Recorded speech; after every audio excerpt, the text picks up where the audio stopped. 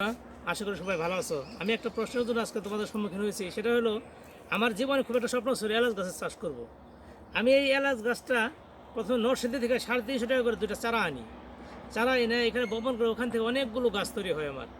আমি 3-4টা কেল করে আমার জমির মধ্যে চাষ করে অনেকগুলো গাছ হয় এবং ফুল ধরে, কিন্তু সেটার মধ্যে ফল হয় না।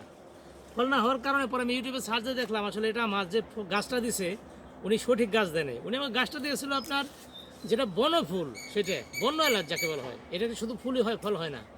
শেষে বাধ্য হয়ে আমি কি করলাম, আমি অনেক কষ্ট করে যে এলাচগুলো বাজারে কিনতে পাওয়া যায় সেই সরল ভালো জাতের কিছু এলাচ কিনে তারপর নিজে বাসায় সেটাকে বিচি বের করে এবং টিস্যু দিয়ে ফ্রিজে রেখে অনেক যত্ন করে সেটাকে আমি চারা উত্তোলন করে রাখি।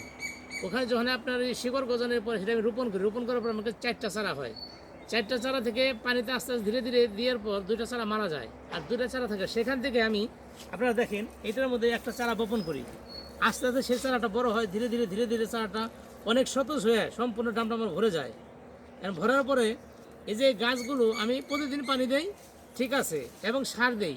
সার হঠাৎ করে আমি 5-6 দিন আগে দেখলাম এই যে গাছগুলো দেখতেছেন আপনারা, এগুলো ধীরে ধীরে এই গোড়া থেকে পচে যাচ্ছে। পচে যাওয়ার পরে আমি টান দিলে এখানে উঠে সরে আসে। আমার অনেক স্বপ্নের অনেক আশার এই গাছটা, আমি বুঝতে পারতেছি না এটা কি করলে এই গাছটা আমি দেখতেছি মারা যাচ্ছে। এখন আপনারা যদি আমার উপদেশ দেন যে আসলে কি করলে এই গাছটাকে আমি বাঁচাইতে পারি।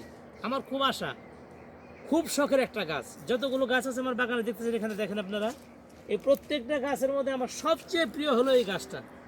এটা আমার একটা স্বপ্নই বলতে পারেন।